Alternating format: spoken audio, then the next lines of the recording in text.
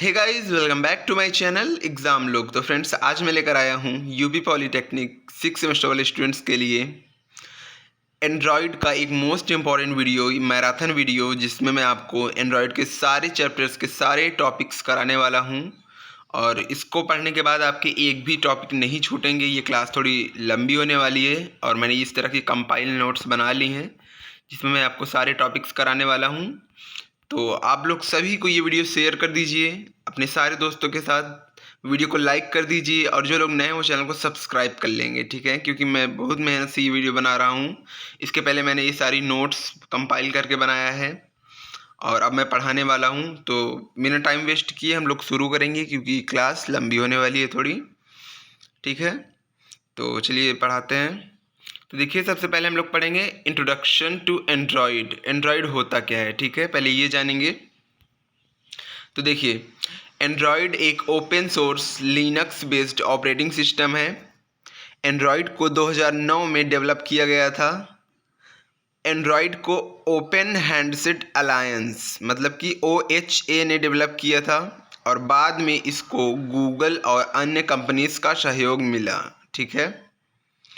Open handset alliance एक organisation का group है जो मार्केट में बेहतर सेलफोन्स लाने के लिए वर्क करता है। एंड्रॉयड ज़्यादातर मोबाइल फ़ोन्स पर यूज़ किया जाता है जिन्हें स्मार्टफोन्स कहते हैं, ठीक है? तो ये था एंड्रॉयड का इंट्रोडक्शन। अब हम देखेंगे एंड्रॉयड के फीचर्स क्या क्या होते हैं।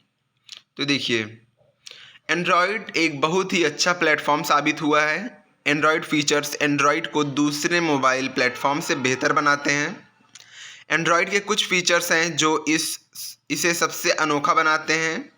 उनके बारे में नीचे दिया जा रहा है। अब चलिए देखते हैं कि क्या क्या इसके क्वालिटीज़ हैं या फिर क्या क्या इसके फीचर्स हैं, ठीक है? तो देखिए, पहला फीचर है यूज़र इंटरफेस। एंड्रॉयड एक ब्यूटीफुल और इंटरेक्टिव यूज़र इंटरफेस प्रोवाइड कराता है जो कि यूज़ करने में बहुत ही ईजी होता है, मतलब ईजी टू यूज़ होता है, ठीक है? उसके बाद सेकंड है multi language support. Android multi language को सपोर्ट करता है। एंड्रॉयड मैसेजिंग, वेब एप्लीकेशंस और वीडियो कॉलिंग को भी सपोर्ट करता है, ठीक है? उसके बाद है मीडिया। एंड्रॉयड सभी मीडिया फॉर्मेट जैसे MP3, JPG, MP4, FLV को सपोर्ट करता है, ठीक है? अब देखते हैं कनेक्टिविटी। एंड्रॉयड ब्लूटूथ, वाईफाई और हॉटस्पॉट के द्वारा नेटवर्क कनेक्टिविटी प्रोवाइड करता है। अब स्टोरेज देखते हैं। तो एंड्रॉयड स्टोरेज मैनेजमेंट के लिए एप्लीकेशन प्रोवाइड करता है जिससे आप स्टोरेज को मैनेज कर सकते हैं, ठीक है? एप्लीकेशंस देखते हैं। एंड्रॉयड में आप अपनी मनपसंद एप्लीकेशंस इंस्टॉल कर सकते हैं गूगल प्ले स्टोर से या फिर जिसका आईफोन है वो एप्पल प्ले स्टोर से, ठीक है? Open source. ओपन सोर्स का क्या मतलब होता है कि एंड्रॉयड एक ओपन सोर्स ऑपरेटिंग सिस्टम है। इसका कोड हर डेवलपर के लिए फ्री अवेलेबल है, ठीक है? आपको इसको नेट पे मिल जाएगा इसका कोड। उसके बाद देखते हैं, ये एक लिनक्स बेस्ड ऑपरेटिंग सिस्टम है। अभी लिनक्स बेस्ड ऑपरेटिंग सिस्टम क्या होता है ये देखते हैं। तो देखिए, लिनक्स पर बेस्ड होने की वजह से एंड्रॉयड एक बहुत ही पॉपुलर सॉफ्टवेयर एनवायरनमेंट है, ठीक है? लिनक्स कर्नल एक हार्डवेयर एब्स्ट्रैक्शन लेयर प्रोवाइड कराता है जिसे आप अवेलेबल हार्डवेयर रिसोर्सेज का अपनी ज़रूरत के हिसाब से बेहतर उपयोग कर सकते हैं। लिनक्स ऑपरेटिंग सिस्टम बेस्ड सभी कंपोनेंट्स एंड्रॉयड में C और C++ में डेवलप किए जाते हैं, ठीक है? इसके बाद है यूज़र इंटरफेस। एंड्रॉयड प्लेटफॉर्म में यूज़र इंटरफेस को बहुत महत्व दिया गया है। एंड्रॉयड का यूज़र इंटरफेस एंड्रॉयड की लोकप्रियता का बहुत महत्वपूर्ण कारक है, ठीक है? क्योंकि जितना अच्छा इंटरफेस रहेगा फ़ोन का उतना ही हम लोग उसको खरीदेंगे, ठीक है? उसके बाद है एप्लीकेशंस। तो एप्लीकेशंस किसी एंड्रॉयड फ़ोन को व्यक्ति विशेष के लिए महत्वपूर्ण बना देती है। हर व्यक्ति अपनी पसंद के हिसाब से एप्लीकेशन यूज कर सकता है। एंड्रॉयड की एप्लीकेशंस जावा में डेवलप की जाती हैं, मीन्स जावा लैंग्वेज में डेवलप की जाती हैं एंड्रॉयड की एप्लीकेशंस। उसके बाद लाइब्रेरीज देखते हैं। एंड्रॉयड में बहुत सी जावा और दूसरी लाइब्रेरीज प्रोवाइड की गई हैं जो एंड्रॉयड में डेवलपमेंट के लिए ज़रूरी हैं, ठीक है? उसके बाद है वर्क फ्रेम। तो एंड्रॉयड प्लेटफॉर्म में एप्लीकेशंस के डेवलपमेंट के लिए फ्रेमवर्क प्रोवाइड किया गया है ताकि हर एप्लीकेशन में एंड्रॉयड के लिए ज़रूरी कंपोनेंट ऐड किए जा सकें। हर कंपोनेंट बनाने वाले व्यक्ति को इस फ्रेमवर्क को ध्यान में रख कर एप्लीकेशन को डिज़ाइन करनी चाहिए। ठीक है, उसके बाद है मल्टीमीडिया सपोर्ट। तो एंड्रॉयड में मल्टीमीडिया सपोर्ट के लिए लाइब्रेरीज और फ्रेमवर्क प्रोवाइड किया गया है। ठीक है, तो ये था हमारा इसके फीचर्स। देखिए कितने ढेर सारे फीचर्स हैं, एक बार फिर से हम रिवाइज करेंगे। User interface, multiple language support, media, connectivity, storage, applications, open source, Linux based, user interface, applications, libraries, framework, multimedia support. तो ये सब क्या थे, इसके फीचर्स थे। अब हम देखेंगे एंड्रॉयड एसडीके। एसडीके क्या होता है, तो चलिए उसको देखते हैं। तो आप लोग पहले वीडियो को शेयर कर दीजिए, ठीक है, क्योंकि मैं मेहनत कर रहा हूँ, तो आप लोग भी कुछ कंट्रीब्यूट करिए। ठीक है, तो चलिए देखते हैं एंड्रॉयड एसडीके क्या होता है। देखिए एसडीके का फुल फॉर्म होता है सॉफ्टवेयर डेवलपमेंट किट। क्या फुल फॉर्म होता है इसका, सॉफ्टवेयर डेवलपमेंट किट।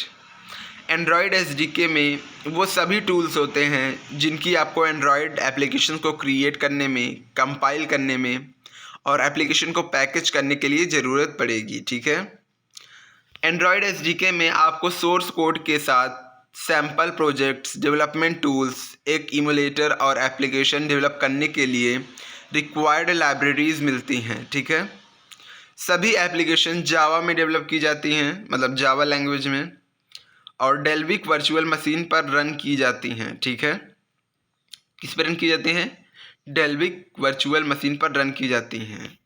पहले किया जाता था, अब डेल्विक पे नहीं किया जाता है चौथे वर्जन के बाद। अब चलिए हम लोग देखते हैं एंड्रॉयड डिबग ब्रिज क्या होता है, मतलब एडीबी क्या होता है। ठीक है, एंड्रॉयड डिबग ब्रिज, इसका फुल फॉर्म आप लोग ज़रूर याद रखिएगा। इसको ये भी बोल सकते हैं एंड्रॉयड डिबगर ब्रिज। ठीक है, तो चलिए देखते हैं। तो एडीबी एंड्रॉयड एसडीके का एक कमांड लाइन टूल है। ठीक है, सब पहला पॉइंट क्या है, ये एक कमांड लाइन टूल है जिसकी मदद से आप अपनी एप्लीकेशंस को वर्चुअल डिवाइस या किसी रियल डिवाइस पर रन करवा सकते हैं और डिबग कर सकते हैं। ठीक है, ये एक क्लाइंट सर्वर प्रोग्राम होता है जिसमें एक क्लाइंट होता है, एक सर्वर होता है और एक डोमेन होता है। क्लाइंट डेवलपमेंट मशीन पर रन होता है, सर्वर डेवलपमेंट मशीन पर एक बैकग्राउंड प्रोसेस की तरह रन होता है और डोमेन इमुलेटर पर बैकग्राउंड प्रोसेस की तरह रन होता है। ठीक है, तो ये क्या था हमारा एडीबी एंड्रॉयड डिबग ब्रिज। अब इसके बाद हम लोग ग्रेडल देखते हैं। देखिए ग्रेडल मोस्ट इम्पॉर्टेंट है। तो ग्रेडल एक एडवांस बिल्ड सिस्टम है। ये किसी एप्लीकेशन को बिल्ड यानी पैकेज करने की प्रोसेस में यूज़ होता है। इससे हम कोड और रिसोर्सेज को आसानी से रीयूज़ कर सकते हैं। इससे एक एप्लीकेशन के कई वेरिएंट्स आसानी से क्रिएट किए जा सकते हैं। देखिए इस पॉइंट पर ध्यान दीजिएगा कि इसके कोड को हम रिसोर्सेज और आसानी से रीयूज़ कर सकते हैं। इससे एक एप्लीकेशन के कई वेरिएंट्स आसानी से क्रिएट किए जा सकते हैं। इससे बिल्ड प्रोसेस को कस्टमाइज़ करना आसान हो जाता है और ग्रेडल आसानी से आईडीई के साथ इंटीग्रेट हो जाता है। आईडी का फुल फॉर्म क्या होगा, इंटीग्रेटेड डेवलपमेंट एनवायरनमेंट। ठीक है, तो ये था ग्रेडल। अब हम लोग देखेंगे आर्ट क्या होता है, एआरटी का क्या मतलब होता है, Android run time and Dalvik. ठीक है, तो चलिए देखते हैं।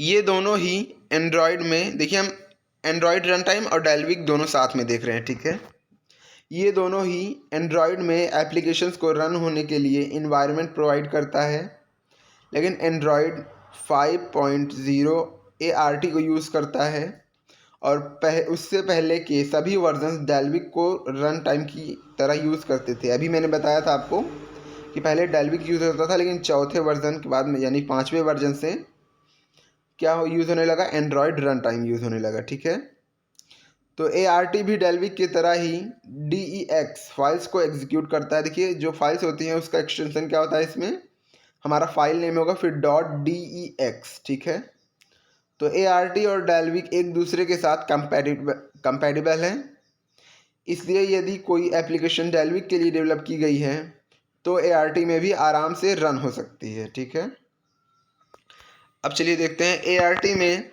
अहेड ऑफ टाइम यानी AOT कंपाइलेशन को इंट्रोड्यूस किया गया है। ART में इंस्टॉल टाइम वेरिफिकेशन डेल्विक से ज़्यादा बेहतर है। ठीक है, तो देखिए मैंने इसमें एक क्वेश्चन छोड़ा है और वो क्वेश्चन है एंड्रॉयड के वर्जन्स। ठीक है, क्योंकि वर्जन्स आप लोग पढ़ सकते हैं, वो सभी खाने पीने के नाम से हैं। ठीक है, जैसे मार्शमेलो, कपकेक, किटकैट, तो आप लोग उसको पढ़ लीजिएगा, वो इम्पॉर्टेंट है पर इतना इम्पॉर्टेंट नहीं है। ठीक है, अब चलिए देखते हैं एंड्रॉयड एक्टिविटी, ये मोस्ट इम्पॉर्टेंट है। ठीक है, एंड्रॉयड एक्टिविटी क्या होती है, चलिए इसको देखते हैं। देखिए आपकी एप्लीकेशंस में एक से ज़्यादा एक्टिविटी हो सकती हैं। जब आप इन एक्टिविटीज़ के थ्रू नेविगेट करते हैं यानी एक एक्टिविटी से दूसरी एक्टिविटी में जाते हैं तो एक्टिविटी अपनी लाइफ साइकिल की डिफरेंट स्टेजेस में हो जाती है। इसको आप एक एग्जांपल के लिए, जब आपकी एक्टिविटी स्टार्ट होती है तो ये फोरग्राउंड में होती है और यूज़र का पूरा फोकस इस पर होता है। इस प्रोसेस के दौरान एंड्रॉयड सिस्टम कुछ लाइफ साइकिल मेथड्स को कॉल करता है। यदि यूज़र कोई दूसरी एक्टिविटी स्टार्ट करता है तो एंड्रॉयड सिस्टम उस एक्टिविटी के लाइफ साइकिल मेथड को कॉल करता है और आपकी पहले वाली एक्टिविटी बैकग्राउंड में चली जाती है। ठीक है, अभी हम देखेंगे लाइफ साइकिल मेथड क्या होता है। तो लाइफ साइकिल मेथड्स में आप डिसाइड कर सकते हैं कि जब यूज़र जाता है या वापस आता है तो आपकी एक्टिविटी कैसे बिहेव करेगी। ठीक है, तो एग्जांपल के लिए यदि एक वीडियो प्लेयर बना रहे हैं तो जब यूज़र किसी दूसरी एक्टिविटी पर, इसको समझिएगा एग्जांपल, इससे आपको आसानी से समझ में आएगा कि देखिए जैसे हम कोई वीडियो चला रहे हैं तो उसके वीडियो चला रहे हैं और हम दूसरी कोई एक्टिविटी पर जाने पर वीडियो स्ट्रीमिंग रुक जाएगी, मतलब वीडियो बंद हो जाएगा और दूसरा चीज़ जो हम चलाएंगे वो चलने लगेगा। लेकिन म्यूज़िक प्लेयर के साथ क्या होता है कि म्यूज़िक हमारा बैकग्राउंड में रन होता रहेगा और हम दूसरा काम करते रहेंगे। ठीक है, तो ये एक्टिविटी का एक एग्जांपल है, याद रखिएगा। अब चलिए हम लोग लाइफ साइकिल मेथड देखते हैं कि इसमें कौन कौन से मेथड हम लोग यूज कर सकते हैं। ठीक है, तो देखिए सबसे पहले हम एक्टिविटी क्रिएट करेंगे।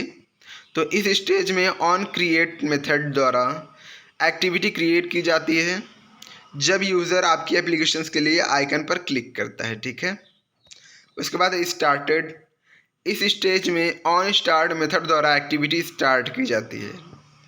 उसके बाद है रिज्यूम्ड, इस स्टेज में एक्टिविटी रनिंग स्टेज में होती है और यूज़र को विजिबल होती है, मतलब यूज़र को दिखाई देती है। उसके बाद है पॉज्ड, इस स्टेज में एक्टिविटी पॉज्ड होती है और जब यूज़र किसी दूसरी एप्लीकेशन में स्विच करता है। ठीक है, उसके बाद है स्टॉप्ड, इस स्टेज में एक्टिविटी स्टॉप्ड होती है। उसके बाद है डिस्ट्रॉयड, इस स्टेज में एक्टिविटी डिस्ट्रॉयड हो जाती है। ठीक है, यानी समाप्त हो जाती है। तो ये क्या था, तो ये था हमारा लाइफ साइकिल मेथड एक्टिविटी का। ठीक है, तो आप लोग वीडियो को पूरा देखिएगा क्योंकि सारे क्वेश्चंस बहुत इंपॉर्टेंट होने वाले हैं। अब देखिए introduction to Android manifest dot XML file, Android manifest dot XML file, ये भी बहुत इंपॉर्टेंट है। ठीक है, तो और मैं गारंटी लेता हूँ कि आपका एक भी क्वेश्चन मेरी इस PDF से या फिर मैं जो बनाया है इसमें से एक भी क्वेश्चन आपका बाहर नहीं जाने वाला है, वो आप लोग पेपर के बाद खुद देख लीजिएगा। ठीक है, और इसमें जो भी मैंने लिखा है या फिर जो भी मैंने टाइप किया है या फिर जो भी मैंने कॉपी किया है ढूंढ के इधर उधर से, वो सभी इजी लैंग्वेज में है। ठीक है, तो आपको याद हो जाएंगे। चलिए पढ़ते हैं Android manifest dot XML file. Android manifest dot XML file में आपके पैकेज की इन्फॉर्मेशन होती है। आप अपनी एप्लीकेशन में जितने भी कंपोनेंट्स यूज करते हैं उन सब की information Android manifest dot XML file में होती है।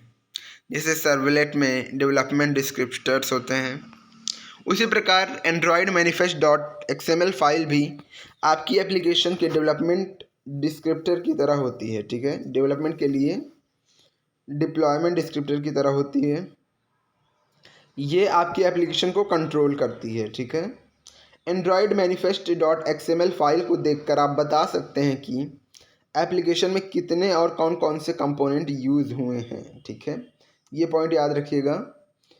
ठीक है, उसके बाद देखते हैं हम लोग कंटेंट प्रोवाइडर क्या होते हैं। ये भी देखिए बहुत इंपॉर्टेंट है कि कंटेंट प्रोवाइडर क्या होते हैं। ठीक है, देखिए एक्टिविटी के एलिमेंट्स हैं। ठीक है, ये सारे एंड्रॉयड एक्टिविटी के एलिमेंट्स हैं। तो यदि आप अपनी एप्लीकेशन का डेटा दूसरी एप्लीकेशन के साथ शेयर करना चाहते हैं तो आपको अपनी एप्लीकेशन में कंटेंट प्रोवाइडर क्रिएट करना होगा। फिर से पढ़ते हैं, यदि आप अपनी एप्लीकेशन का डेटा दूसरी एप्लीकेशन के साथ शेयर करना चाहते हैं तो आपको अपनी एप्लीकेशन में कंटेंट प्रोवाइडर क्रिएट करना होगा। कंटेंट प्रोवाइडर डेटा के एक्सेस को मैनेज करते हैं। कंटेंट प्रोवाइडर्स डेटा को इनकैप्सुलेट करते हैं और डेटा को दूसरी एप्लीकेशन से सिक्योरिटी प्रोवाइड करते हैं। ठीक है, कोई भी एप्लीकेशन जब किसी दूसरी एप्लीकेशन से डेटा एक्सेस करना चाहती है तो वह कंटेंट रिसॉल्वर के माध्यम से एक क्लाइंट की तरह दूसरी एप्लीकेशन के प्रोवाइडर ऑब्जेक्ट को रिक्वेस्ट भेजती है। उसके बाद प्रोवाइडर ऑब्जेक्ट रिक्वेस्ट पर एक्शन लेता है और रिज़ल्ट वापस भेजता है। ये किसी डेटाबेस से क्वेरी करने जैसा ही है। ठीक है, और यदि आप दूसरी एप्लीकेशन के साथ डेटा शेयर नहीं करना चाहते हैं तो आपको कंटेंट प्रोवाइडर क्रिएट करने की आवश्यकता नहीं है। लेकिन यदि आप अपनी ही एप्लीकेशन में डेटा को सर्च करना चाहते हैं तो आपको कंटेंट प्रोवाइडर की ज़रूरत होगी। ठीक है, तो ये था कंटेंट प्रोवाइडर। अब देखते हैं हम लोग इंट्रोडक्शन टू एंड्रॉयड फ्रैगमेंट्स। देखिए फ्रैगमेंट बहुत ही इंपॉर्टेंट है, इसको आप लोग अच्छे से पढ़िएगा, आपको समझ में आएगा। ठीक है, तो देखिए एक फ्रैगमेंट किसी एक्टिविटी के अंदर एक सेपरेट यूज़र इंटरफेस होता है। इससे पहले मैं समझा देता हूँ आपको कि फ्रैगमेंट क्या होता है। जैसे कोई स्क्रीन होती है, पहले इसमें क्या होता था, एक ही टैब चलता था, मतलब एक ही विंडो खुलता था, उसमें हम लोग काम करते थे।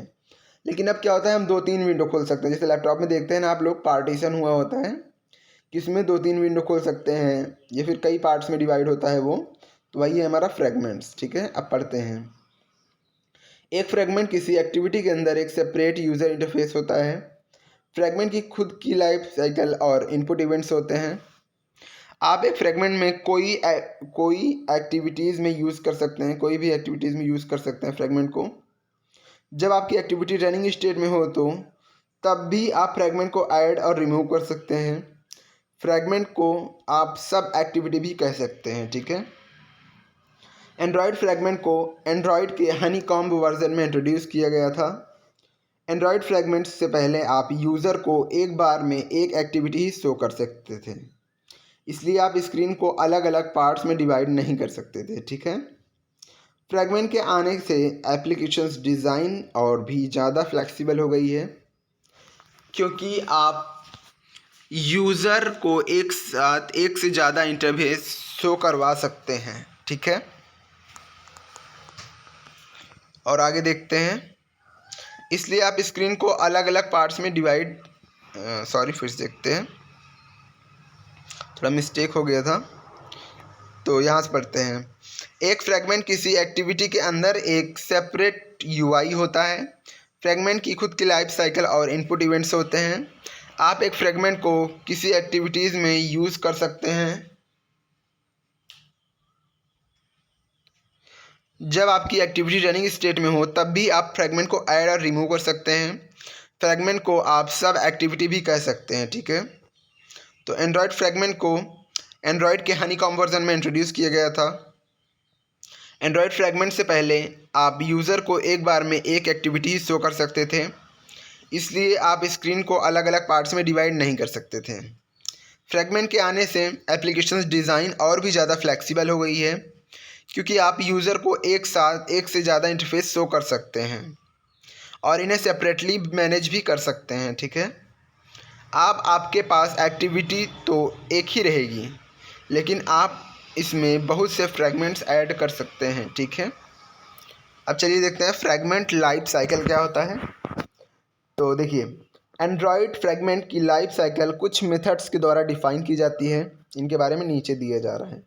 तो देखिए, पहला है ऑन अटैच। जब पहली बार एक्टिविटी के कोई फ्रेगमेंट ऐड किया जाता है तो ये मेथड कॉल की जाता है ऑन अटैच, ठीक है। उसके बाद है on create.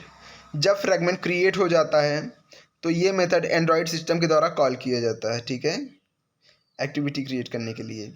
On create view, जब पहली बार यूआई फ्रेगमेंट यूआई शो होता है तो ये मेथड एंड्रॉयड सिस्टम के द्वारा कॉल किया जाता है, ठीक है, व्यू करने के लिए। उसके बाद है Android and on Android activity created, ठीक है, ऑन एक्टिविटी क्रिएटेड। जब होस्ट एक्टिविटी क्रिएट होती है तो ये मेथड कॉल होता है, ठीक है। देखिए मैं सुबह सुबह थोड़ा वीडियो बना रहा हूँ इसलिए थोड़ा फंबल हो रहा, मतलब बोलने में थोड़ा दिक्कत हो रही, पर कोई ना, आप लोग क्लास पूरी करिएगा। अब देखिए ऑन स्टार्ट, फ्रैगमेंट यूआई के विजिबल होने के बाद ये मेथड कॉल होता है। उसके बाद है ऑन रिज्यूम, जब फ्रैगमेंट को पॉज करके वापस रिज्यूम किया जाता है तो ये मेथड कॉल होता है, ठीक है। उसके बाद है ऑन पॉज, जब फ्रैगमेंट को पॉज किया जाता है तो ये मेथड कॉल होता है। और उसके बाद है ऑन स्टॉप, जब फ्रैगमेंट स्टॉप होता है तो ये मेथड कॉल किया जाता है, ठीक है। उसके बाद है on destroy view, fragment view को डिस्ट्रॉय करने के लिए ये मेथड कॉल किया जाता है। और लास्ट है ऑन डिस्ट्रॉय, फ्रैगमेंट डिस्ट्रॉय होने पर ये मेथड कॉल होता है, ठीक है। तो ये थे इसके लाइफ साइकिल फ्रैगमेंट्स के। अब हम लोग देखेंगे एंड्रॉयड व्यूज़, ठीक है, ये भी बहुत ही इंपॉर्टेंट है, इंट्रोडक्शन टू एंड्रॉयड व्यूज़, ठीक है। तो एंड्रॉयड व्यूज़ एक्टिविटी के अंदर होते हैं। एंड्रॉयड व्यूज़ वो एलिमेंट्स होते हैं जो हमें स्क्रीन पर शो होते हैं, जैसे कि बटन हो गया, टेक्स्ट बॉक्स आदि। सभी व्यूज़ एक्टिविटी के अंदर होते हैं। एंड्रॉयड व्यू क्लासेस व्यूज़ को रिप्रेजेंट करती हैं। हर एंड्रॉयड व्यू एक व्यू क्लास के द्वारा रिप्रेजेंट किया जाता है, जैसे कि बटन को रिप्रेजेंट करने के लिए बटन क्लास प्रोवाइड की गई है। इन क्लासेस की मदद से हम इवेंट के द्वारा यूज़र से इंटरेक्ट करते हैं, ठीक है। एग्जाम्पल देखते हैं, जैसे हो गया टेक्स्ट व्यू, इमेज व्यू, ठीक है। तो ये पहला वाला हमारा कंप्लीट हो गया एंड पहली पीडीएफ। अब हम चलेंगे सेकंड पीडीएफ के ऊपर, हमारे सेकंड पीडीएफ, ठीक है। एक मिनट, पीडीएफ में खोल लूँ थोड़ा। तो देखिए मैंने लिमिट कंप्लीट हो गई थी वर्ड्स की, तो मैंने दो पीडीएफ में इसको डिवाइड किया था। तो एक पीडीएफ कंप्लीट हो गया, अब हम दूसरा देख रहे हैं, ठीक है। तो इसमें हम लोग देखेंगे introduction to broadcast receivers. Broadcast receivers भी बहुत ही इंपॉर्टेंट है। अब ये क्या होते हैं, चलिए पढ़ते हैं पहले। एक मिनट, इसका फॉन्ट साइज में थोड़ा और बड़ा कर दूं।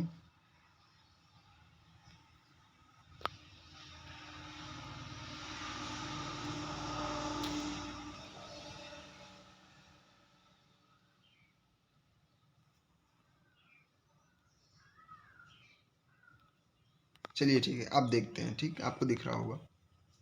तो देखिए ब्रॉडकास्ट रिसीवर्स वो एंड्रॉयड कंपोनेंट होते हैं जिनकी मदद से आप दूसरी एप्लीकेशंस में और सिस्टम में जनरेट होने वाले इवेंट्स के बारे में नोटिफिकेशन पा सकते हैं, ठीक है। ब्रॉडकास्ट रिसीवर्स क्या होते हैं, देखिए जैसे हम कोई भी ऐप ओपन करते हैं तो हमारे पास ऑप्शन आता है कि क्या आप इसकी नोटिफिकेशंस रिसीव करना चाहते हैं, तो अलाउ और ब्लॉक का ऑप्शन आता है।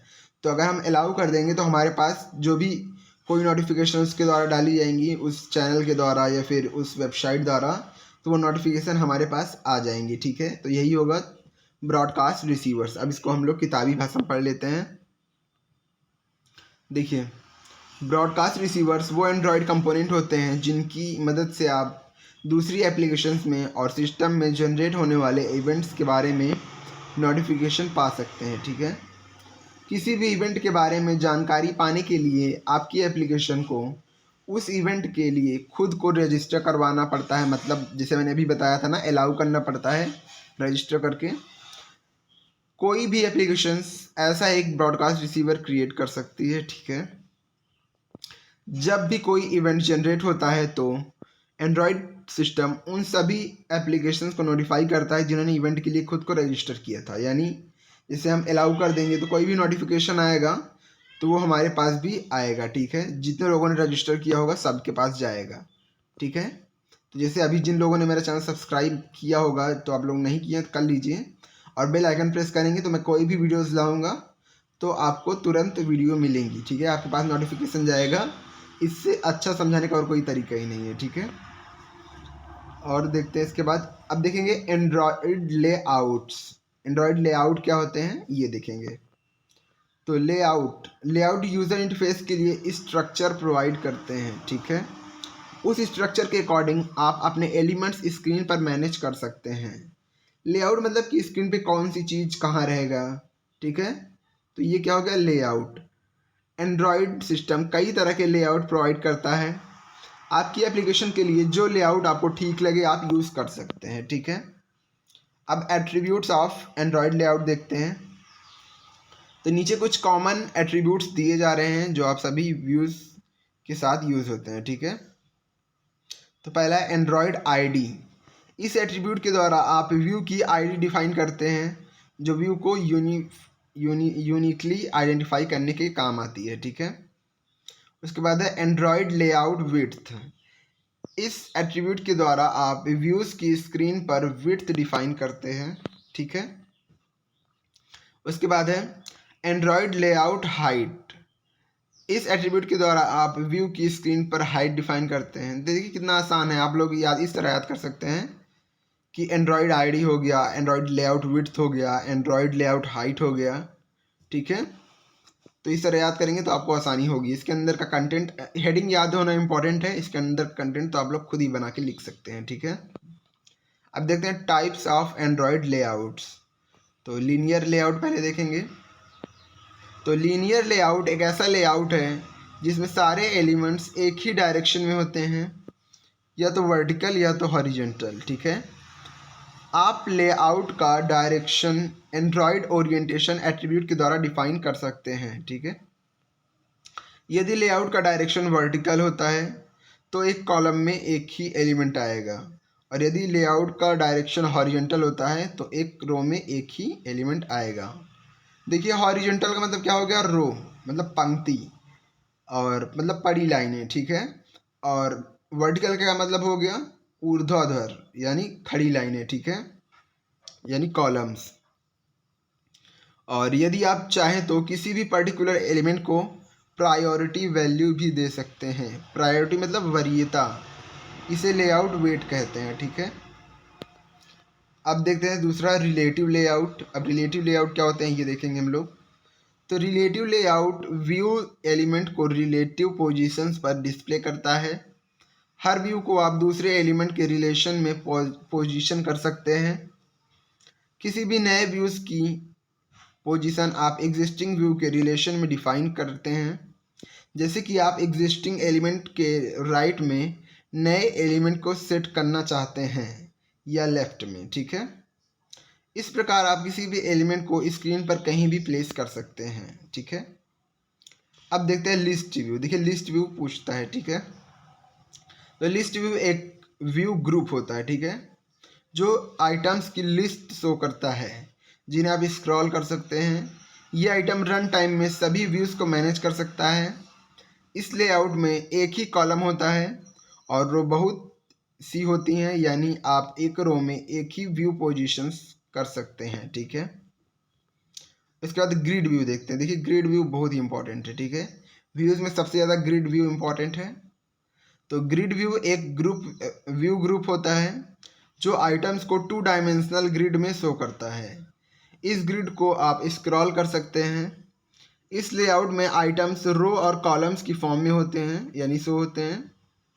ग्रिड व्यू में आइटम्स रन टाइम पर ऑटोमेटिकली इंसर्ट हो जाते हैं, ठीक है। अब देखते हैं हम लोग introduction to Android toast. Toast क्या होते हैं आप लोग पढ़िएगा। एंड्रॉयड टोस्ट एक सिंपल पॉपअप मैसेज होता है जो कुछ देर के लिए स्क्रीन पर अपीयर होता है और ऑटोमेटिकली डिसअपीयर हो जाता है, ठीक है। आप लोग को समझ में नहीं आया होगा तो आप लोग उदाहरण देखिए, आपको एकदम अच्छे समझ में आएगा, ठीक है।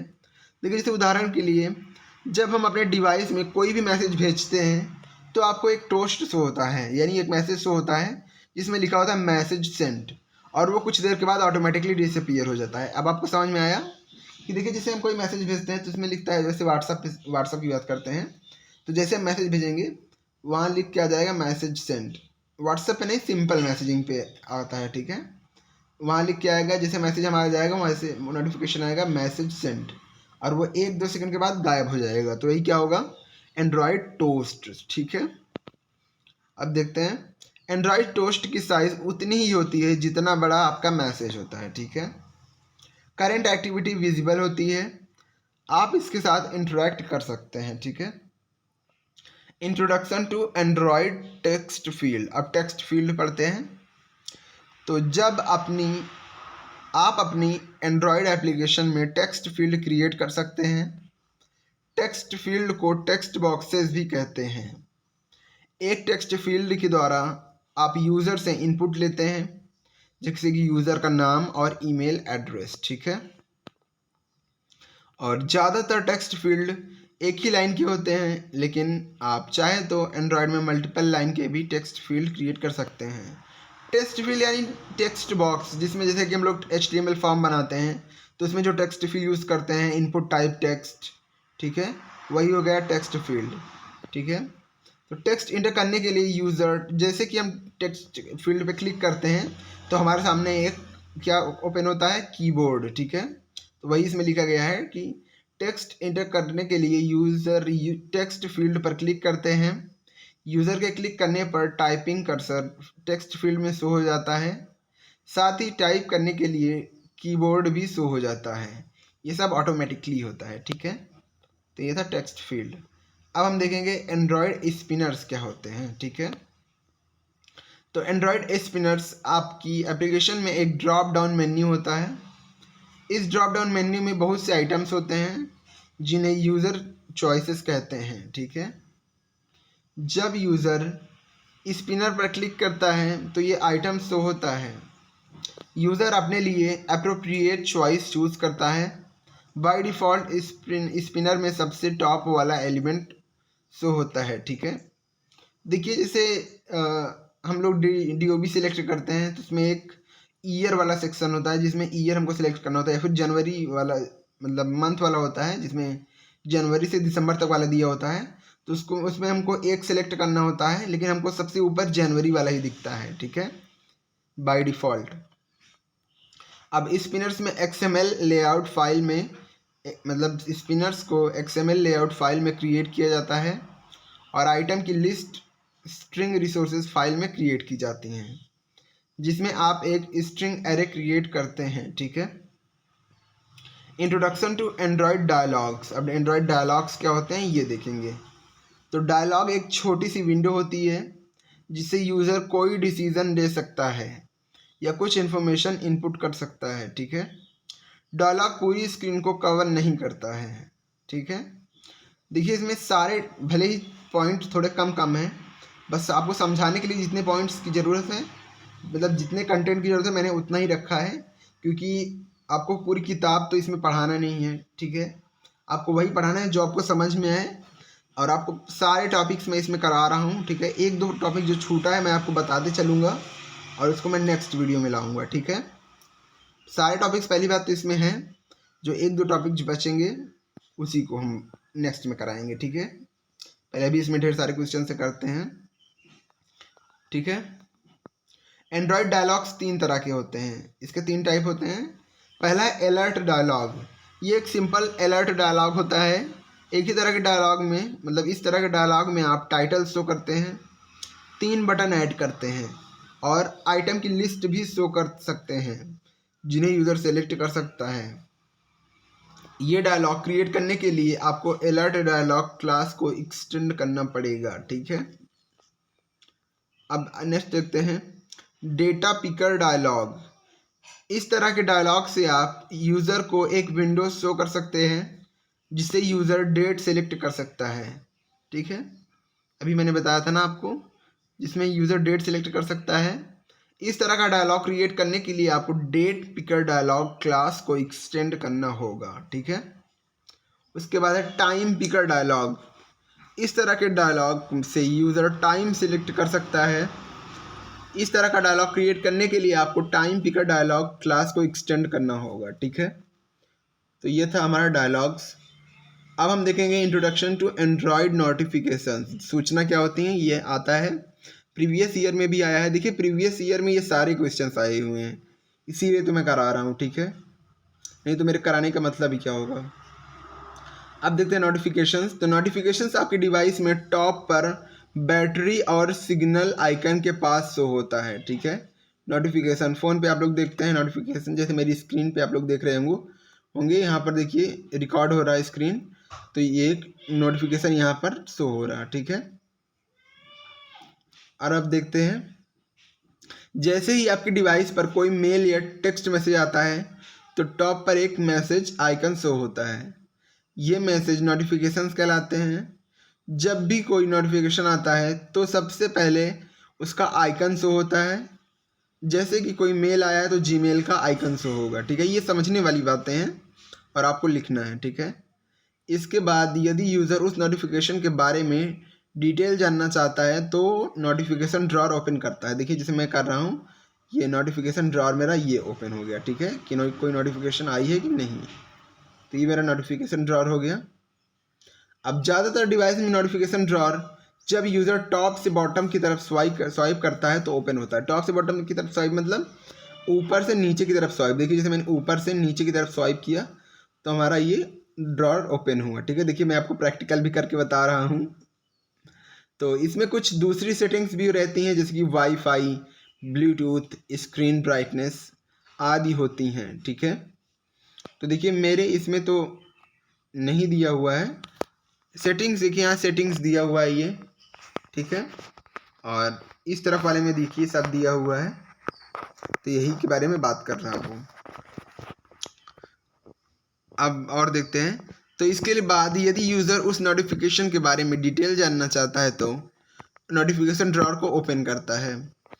ज़्यादातर इसको तो हम पढ़ चुके हैं और आगे देखते हैं थोड़ा। Contents of notification, Android notification, ठीक है। इसके कंटेंट्स कौन कौन से होते हैं। तो देखिए पहले तो आइकन, ये एक छोटा सा आइकन होता है जो नोटिफिकेशन से रिलेटेड एप्लीकेशन को रिप्रेजेंट करता है, क्योंकि अगर कोई भी नोटिफिकेशन आता है तो हमारा उसका आइकन शो होता है हमें, ठीक है। और अब देखते हैं टाइटल। ये नोटिफिकेशन का टाइटल होता है जो कि नोटिफिकेशन का पर्पस शो करता है, ठीक है। जैसे हमें व्हाट्सएप पे कोई मैसेज आया है तो पहले तो हमें व्हाट्सएप का आइकन शो होगा और फिर मैसेज किसने भेजा है उसका नाम शो होगा, तो जो उसका नाम शो होगा वो टाइटल होगा।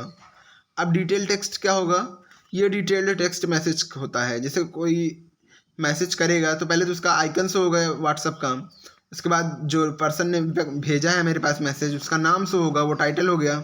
उसके बाद उसने जो मैसेज भेजा है वो डिटेल टेक्स्ट हो गया, ठीक है। तो ये था हमारा नोटिफिकेशन। अब हम लोग देखेंगे introduction to Android storage system. देखिए इसमें आपके सिलेबस में स्टोरेज सिस्टम भी है, तो हम लोग इसको भी देखेंगे। तो चलिए देखते हैं। तो एंड्रॉयड सिस्टम डेटा को स्टोर करने के लिए एक बहुत से ऑप्शंस प्रोवाइड करता है। आप कौन सा ऑप्शन चूज़ करते हैं ये आपके ऊपर डिपेंड करता है। यदि आपका डेटा प्रिमिटिव है तो आप शेयर्ड प्रेफरेंस यूज़ कर सकते हैं, और यदि आपका डेटा प्राइवेट है, देखिए प्रिमिटिव के लिए आप लोग डेटा शेयर्ड प्रेफरेंस का यूज़ करेंगे। प्राइवेट डेटा के लिए आप इंटरनल स्टोरेज में स्टोर कर सकते हैं, और यदि एप्लीकेशन के लिए डेटाबेस में स्टोर करना ज़रूरी है तो आप SQLite डेटाबेस में स्टोर कर सकते हैं, ठीक है। अगर सर्वर में डेटाबेस स्टोर करना है तो आप लोग सर्वर पे डेटाबेस एप्लीकेशन का स्टोर करना है तो आप लोग SQLite पे करेंगे, ठीक है। और यदि आप चाहें तो नेटवर्क कनेक्शन के द्वारा किसी क्लाउड स्टोरेज में भी अपना डेटा स्टोर कर सकते हैं, ठीक है। जैसे गूगल क्लाउड हो गया, वो हमें 15 GB 25 GB स्टोरेज प्रोवाइड कराता है, जिसमें हम लोग अपने डेटा को ऐड कर सकते हैं और हम लोग किसी दूसरे फ़ोन में भी अपने ईमेल के द्वारा बैकअप ले सकते हैं, ठीक है। तो अब देखते हैं शेयर्ड प्रेफरेंस। इसी में शेयर्ड प्रेफरेंस है ना पहला, तो वो क्या होता है। तो शेयर्ड प्रेफरेंस एक क्लास होती है। ये क्लास आपको एक ढांचा यानी स्ट्रक्चर प्रोवाइड करती है। इस क्लास में आप की वैल्यू के पेयर में केवल प्रिमिटिव वैल्यू जैसे integer, Boolean, character, float, string store कर सकते हैं। जो आप शेयर्ड प्रेफरेंस में स्टोर करते हैं वो डिफरेंट यूज़र सेशंस में भी अवेलेबल रहते हैं, ठीक है। अब इंटरनल स्टोरेज देखते हैं। तो आप फाइल को डिवाइस की इंटरनल मेमोरी में भी सेव कर सकते हैं। जो फाइल इंटरनल मेमोरी में सेव्ड होती हैं वो प्राइवेट होती हैं, ठीक है, क्योंकि आपकी इंटरनल स्टोरेज में है तो और कोई दूसरा देख ही नहीं पाएगा, तो वो प्राइवेट ही कहलाती है। दूसरी एप्लीकेशन इन्हें एक्सेस नहीं कर सकती हैं। जब यूज़र आपकी एप्लीकेशन को रिमूव करता है तो ये फाइल्स भी रिमूव हो जाती हैं। देखिए, जैसे मैंने अभी कोई भी फाइल्स मेरे इंटरनल स्टोरेज फ़ोन में है तो आप उसको नहीं देख सकते हैं जब तक मैं आपको शेयर ना करूं, और जब यदि मैं इसको मतलब डिलीट करूंगा तो ये डिलीट हो जाएगी, ठीक है। अब एक्सटर्नल स्टोरेज देखते हैं। तो हर एंड्रॉयड डिवाइस में ये कैपेबिलिटी होती है कि आप उसमें एक्सटर्नल मेमोरी ऐड कर सकते हैं। जैसे फ़ोन में ही अभी जितने GB रैम रोम है उसके बाद हमें मेमोरी कार्ड लगाने का ऑप्शन मिलता है, पोर्ट मिलता है, ठीक है। यदि नॉन रिमूवेबल मतलब ये मेमोरी रिमूवेबल भी हो सकते हैं, और जैसे कि SD कार्ड, और नॉन रिमूवेबल भी हो सकते हैं। रिमूवेबल मतलब क्या हुआ कि इसको निकाल भी सकते हैं मेमोरी कार्ड को, और नॉन रिमूवेबल मतलब नहीं निकाल भी सकते हैं, ठीक है। यदि मतलब कई बार इंटरनल मेमोरी की लिमिट के कारण इसे एक्सटर्नल मेमोरी को यूज़ किया जाता है। देखिए, जैसे हमारा इंटरनल मोबाइल में रैम रोम कम है तो हम लोग एक्सटर्नल मेमोरी का काम मतलब यूज़ करेंगे, ठीक है, क्योंकि अगर हमारा फ़ोन भर जाएगा तो हम कोई फ़ोटोज़ क्लिक नहीं कर पाएंगे या फिर वीडियोज़ नहीं बना पाएंगे। तो उसके लिए हमको या फिर अपने फ़ोन का डेटा डिलीट करना होगा या फिर एक्सटर्नल मेमोरी या स्टोरेज का यूज़ करना होगा, ठीक है। अब हम लोग देखेंगे इंट्रोडक्शन टू एंड्रॉयड नेटवर्किंग। तो मोबाइल फ़ोन्स दिनों दिन कंप्यूटर ही बनते जा रहे हैं। एंड्रॉयड फ़ोन्स में नेटवर्किंग की वो क्षमता होती है जो कंप्यूटर में पाई जाती है, जैसे कि ईमेल्स, वेब सर्फिंग और वॉचिंग ऑनलाइन वीडियोस आदि। ये सभी सर्विसेज एंड्रॉयड बेहतर नेटवर्किंग के द्वारा प्रोवाइड करता है। आप भी यदि यूज़र को वेब के द्वारा सर्विसेज प्रोवाइड करना चाहते हैं तो अपनी एप्लीकेशन में नेटवर्किंग इम्प्लीमेंट कर सकते हैं, ठीक है। नेटवर्किंग बेसिकली ऑनलाइन कोई भी चीज़ यूज़ करने के लिए videos, music, emails, web surfing, किसी भी चीज़ की का यूज़ आप ऑनलाइन कर रहे हैं तो वो नेटवर्किंग के अंतर्गत ही आता है, ठीक है। उसके बाद है एंड्रॉयड में नेटवर्किंग 3 तरह से इम्प्लीमेंट की जा सकती हैं, ठीक है। एंड्रॉयड में नेटवर्किंग 3 तरह से इम्प्लीमेंट की जा सकती हैं। आप कौन कौन सी 3 तरह हैं? देखिए, IP मतलब इंटरनेट प्रोटोकॉल, वाईफाई, ब्लूटूथ, ठीक है। तो इन 3 तरह से आप नेटवर्किंग को इम्प्लीमेंट कर सकते हैं।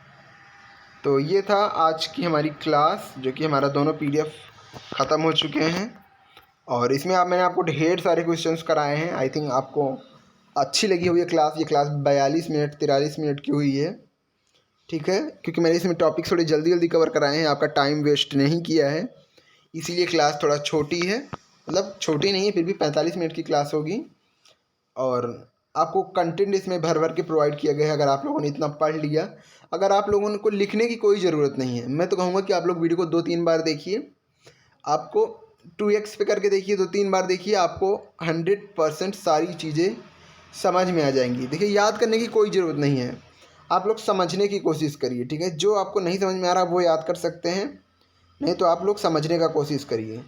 और इसमें कुछ पॉइंट्स रह गए हैं, जैसे कि लिस्ट के प्रकार हो गए हैं या फिर मेन्यू के प्रकार हो गए हैं। लिस्ट मैंने कराया है, मेन्यू के प्रकार हो गए हैं, तो इसको मैं आपको नेक्स्ट वीडियो में कराऊंगा।